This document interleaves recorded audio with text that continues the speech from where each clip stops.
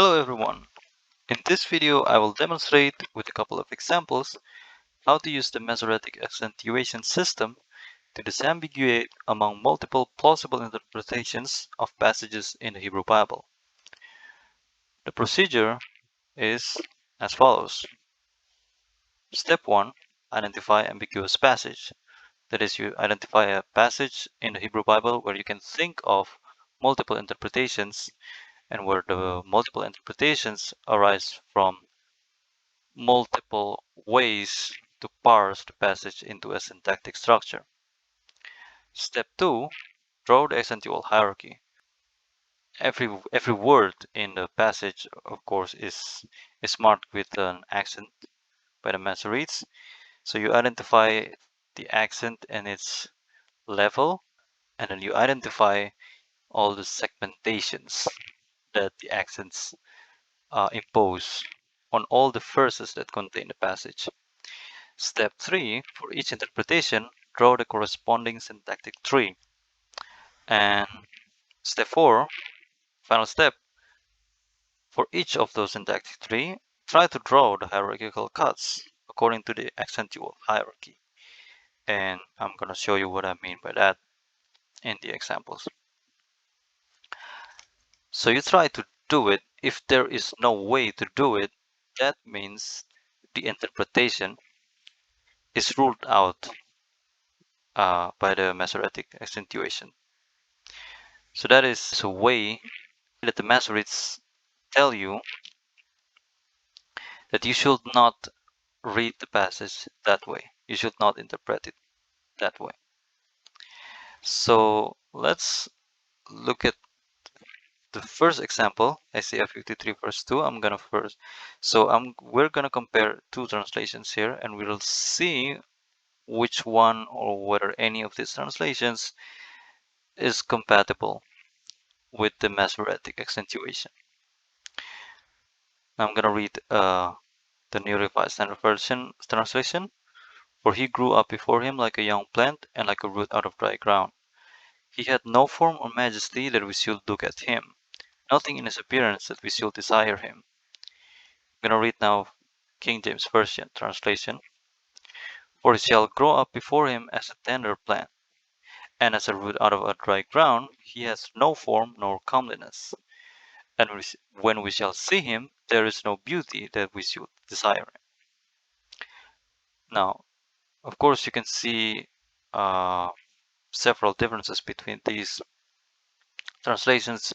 Like, for example, do we translate this as a past tense, for he grew up, or as a future tense, for he shall grow up? But in this video, we're only going to be focusing on the differences in the syntactic structure imposed by the translations. And we do find a difference of that between these two translations. Notice that these two lines form a neat parallelism. He had no form or majesty that we should look at him, nothing in his appearance that we should desire him. We do find the second one, there's no beauty that we should desire him, but the first one isn't here. The reason why it's not here is because we have an N here instead of a Z. So this clause, it's not subordinate to the previous clause.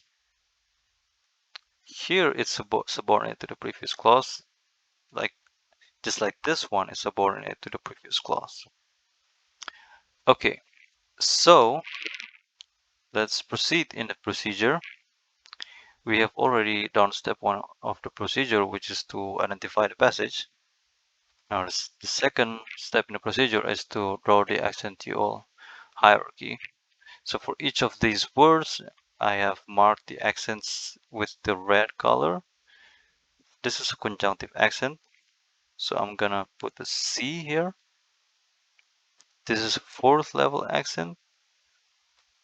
This is a revia, a 3rd level accent, a pashta, 3rd level accent, a conjunctive accent, Zakif Katan, 2nd level. This is conjunctive. This is Atifka, 2nd level. This is conjunctive. This is Asnach, 1st level accent. This is conjunctive accent. This is Tifka and this is the first boundary, the soft pasuk, and it's properly the 0th level accent, the highest level in the Masoretic accentuation system.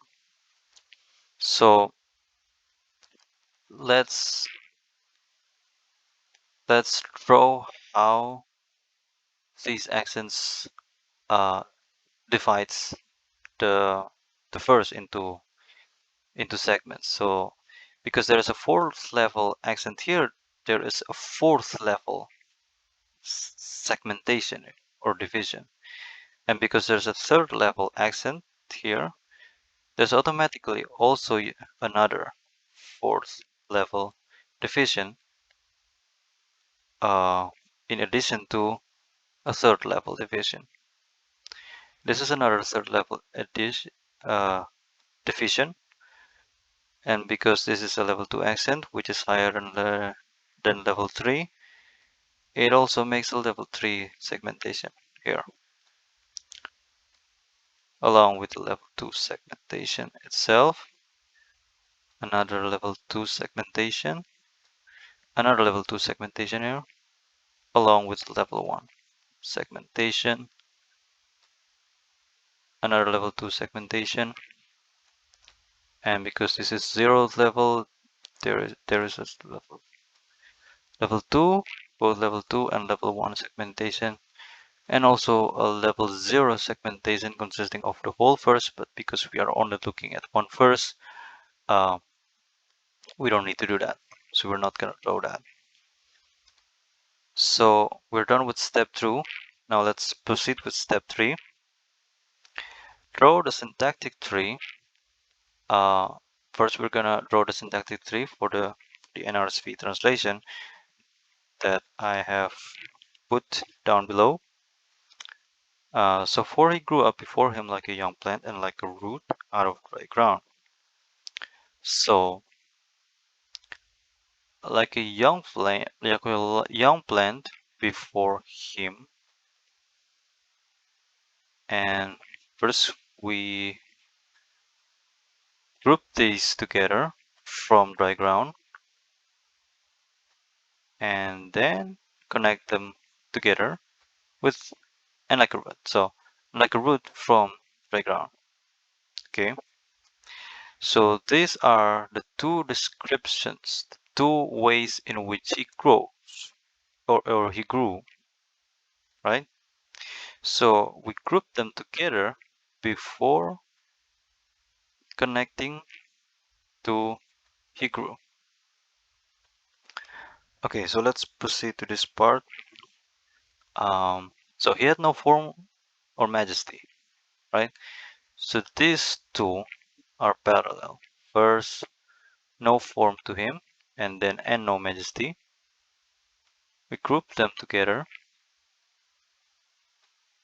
and then this that we should look at him, subordinate clause, corresponds to these two being grouped together, right? And this is a parallel line, and no appearance that we delight in him. So this is like, if you remember, this is the 3rd line in the translation, and this is the 4th line in the translation. So they make up a parallelism, so we connect them before we finally make the final connection between the two parts of the verse. So make sure that you always end up connecting all of the words. So now let's do step 4. We're done with step 3. Step 4 is to draw the hierarchical cuts. So you see that there is a segment here, right? So how do we cut this tree so that we are left with this chunk being separate from the other chunks, like being separate from this part? Well, we have to make a cut here. There's no other way of separating this part from that part other than by making a cut here, right? But then it's still connected to the beginning of the verse. So you have to cut the connection, right? So now you get this segment, right?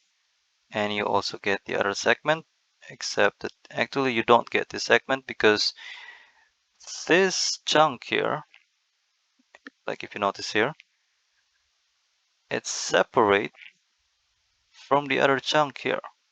There is no connection between these component. Oh, I'm sorry. Like, let me use another color. There is no connection between this component to that component, right? So this doesn't constitute a valid cut. We are still at level 1 and we already failed at level 1. So maybe try another strategy to make the cuts, but there's no other way.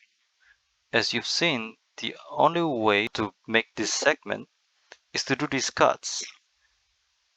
But then by this cut, this is already separated from the other, from this part of the verse. So it just can't be done. So what that means is the NRSV translation is incompatible with the Masoretic accentuation. So how do the Masoretes read the passage? Let's see whether the King James Version translation is compatible with the accents. Let's start over. So now let's draw the syntactic tree for this translation. For he grew up before him. I did switch the translation, right? Did I? No, okay, this is now the KJV translation.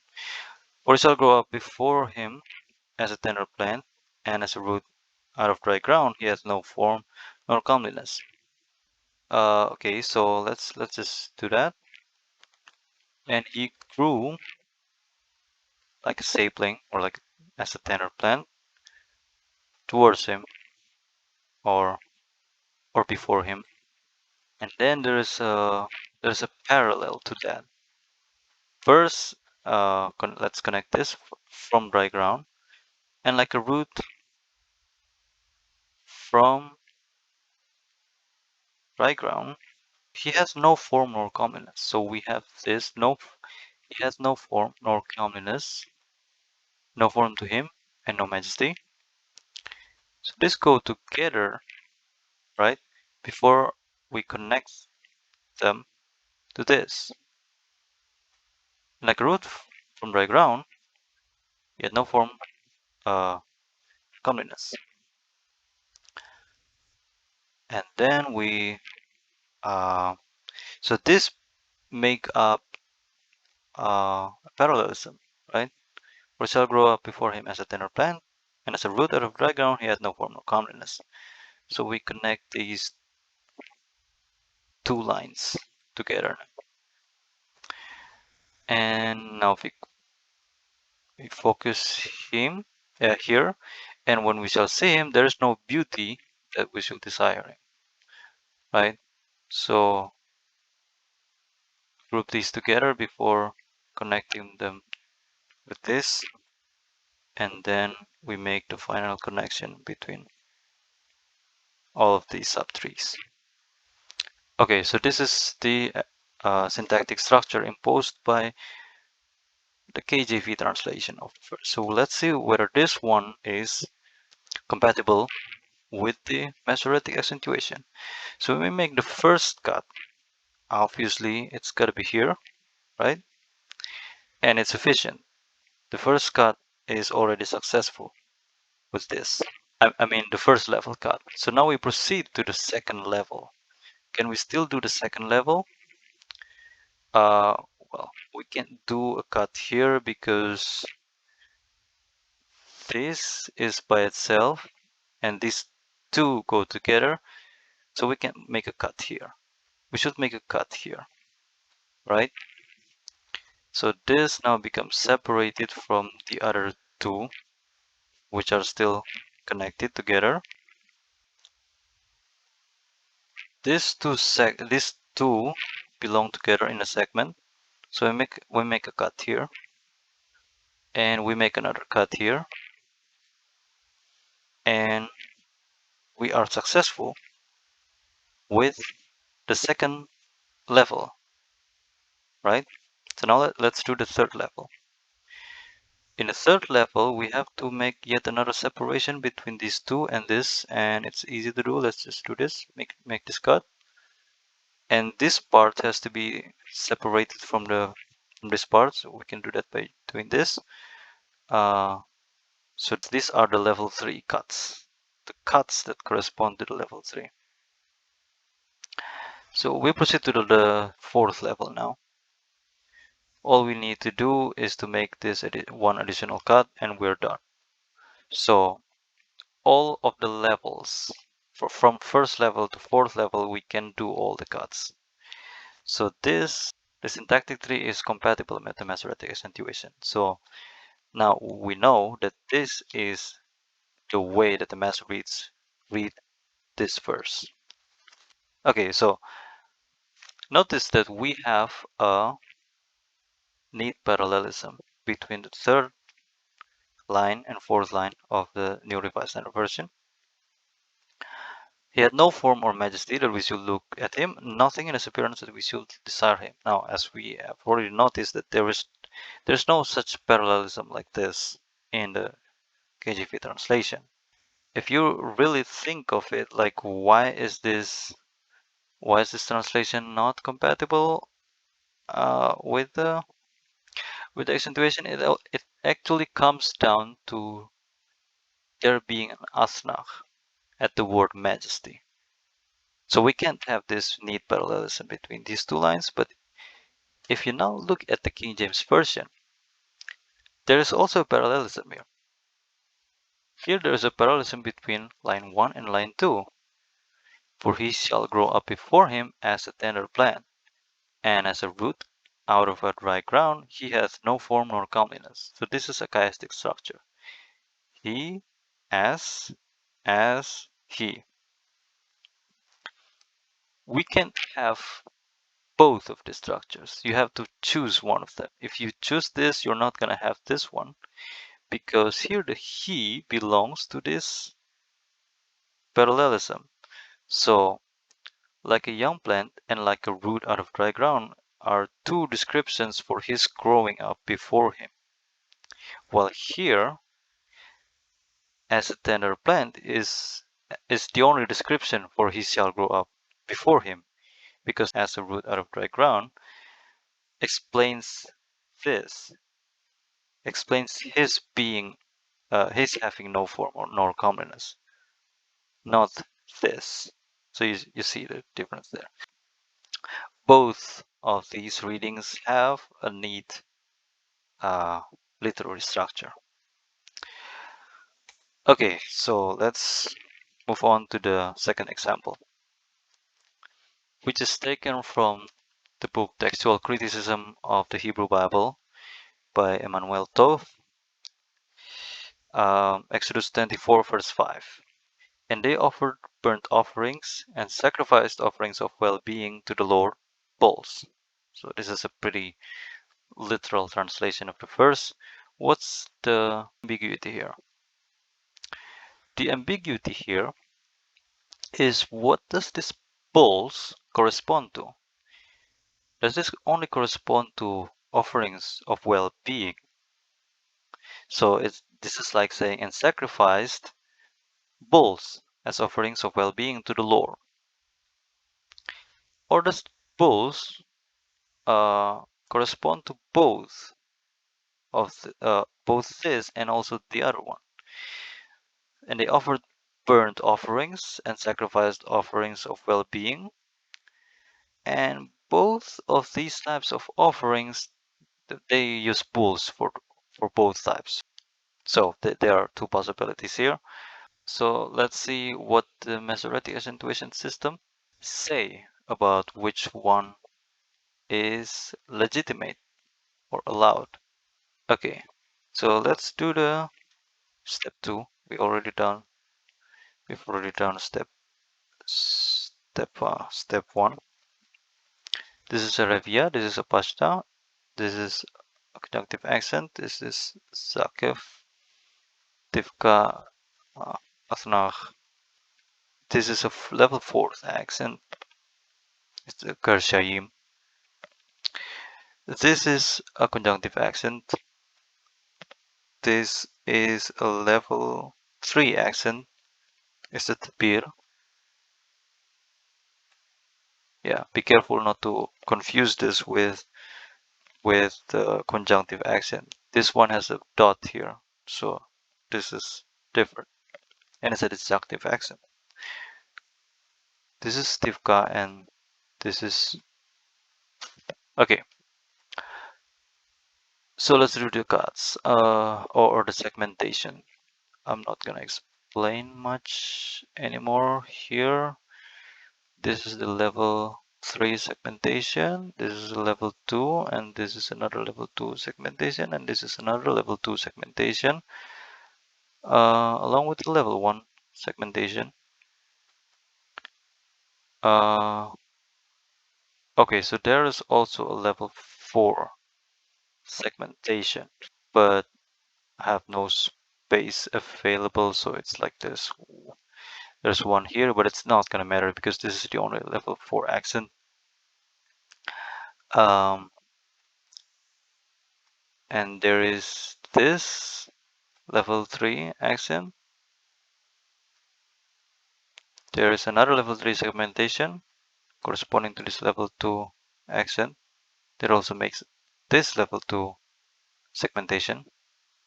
And there's yet another level 2 segmentation and yet another level 1 segmentation that both correspond to the first boundary. Okay, so this is the accentual hierarchy.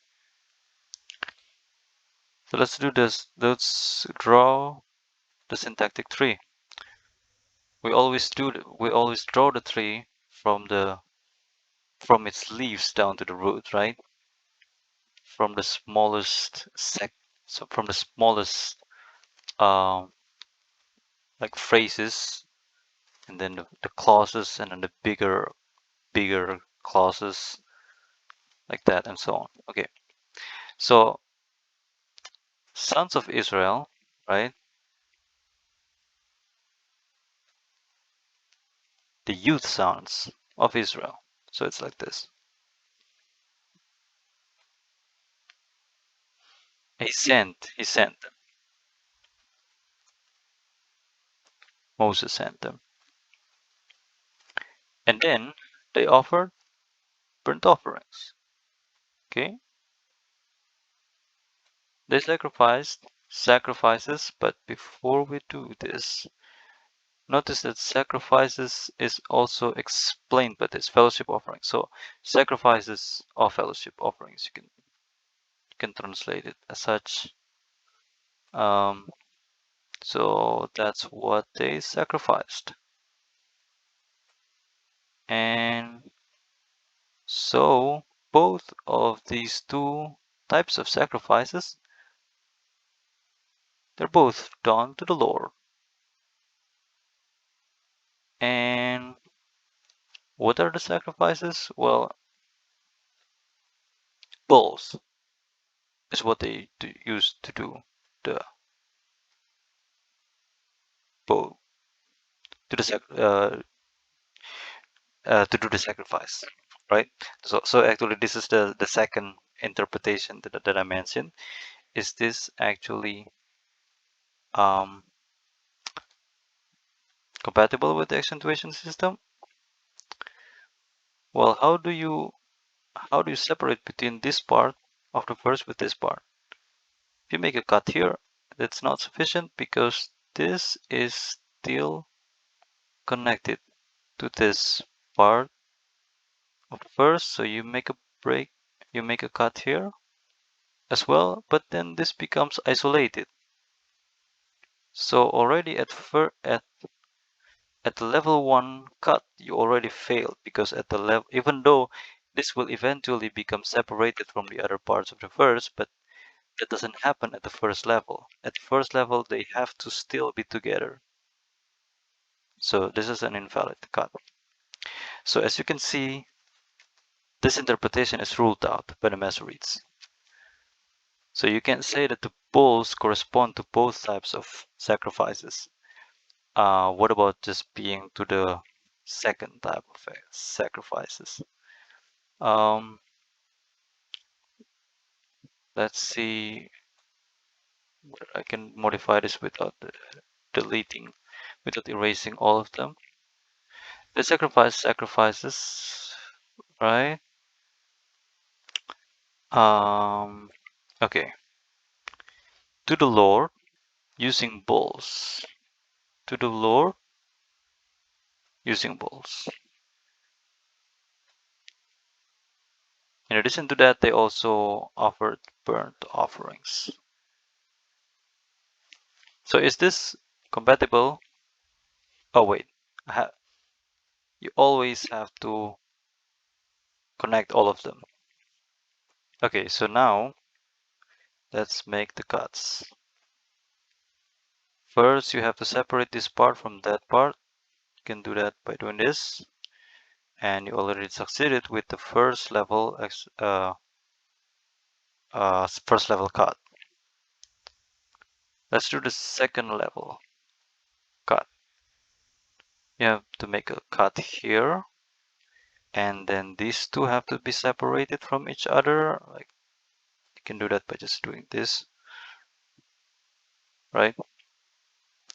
And then all of these go together. So we've succeeded with the second level cut. Let's proceed to the third level. This has to be isolated. Just do this, and all of these three have to be okay.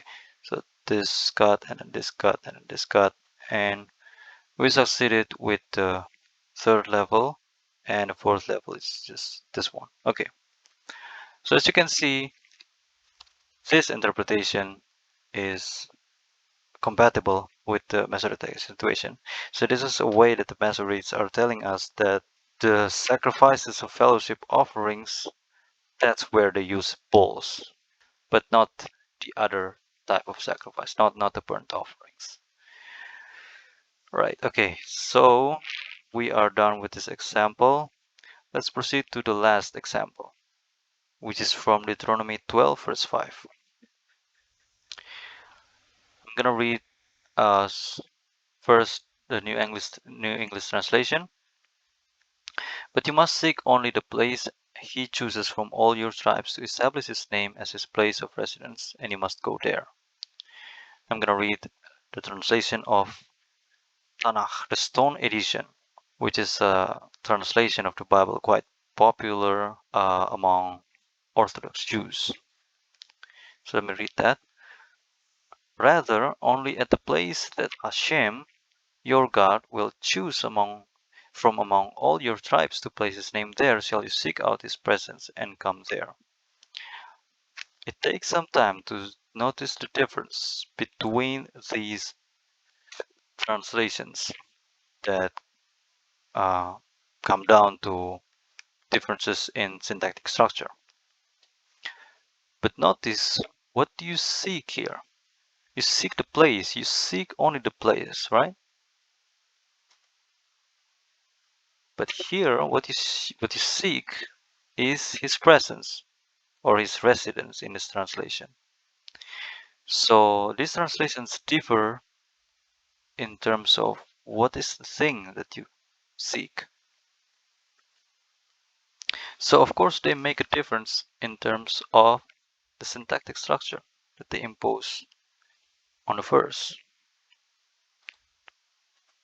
So here, just to be quicker now, I have already done the accentual hierarchy.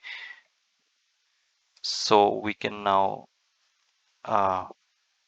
proceed immediately to drawing the syntactic structure. So for a net translation, but you must seek only the place he chooses to the simplest one, the simplest parts first. Lord your God, right? This one is easy. This should go together first, and which he will choose, the place which he will choose. Okay, so this must go together like this. Okay, so from all of tribes of you describes his choosing, so they must go together like this. And to place, like this is now the purpose of his choosing. Uh, to place his name there, right? Let me just read it. But you must seek to establish his name as his place of residence, right? So this still continues for his dwelling, right? So like this. Oops, maybe that's too big. Okay. Must seek only the place he chooses from all your tribes to establish his name as his place of residence. Okay, so the place he chooses, right? To what? To this. He chooses, this is what he's doing, and this is the purpose of what he's doing. So they get connected together at this level. You shall seek and you shall go there.